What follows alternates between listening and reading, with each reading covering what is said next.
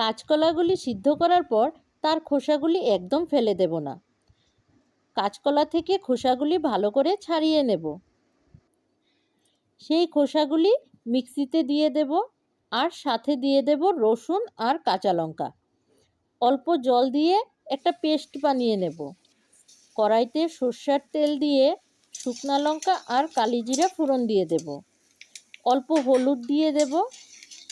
এখন খোসা বাটাটা দিয়ে দেব। একটু সময় ভালো করে মিশিয়ে নেব। এরপর 1 চামচ নুন দিয়ে দেব। এখন নুনের সাথে ভালো করে মিশিয়ে 10 মিনিট রান্না করে নেব। তলাতে যেন না লেগে যায় সেটা লক্ষ্য রাখতে হবে। জলটা শুকিয়ে আসলে তৈরি হয়ে গেল আমাদের কাঁচা কলার খোসা বাটা। এখন গরম গরম ভাতের সাথে দারুণ লাগে।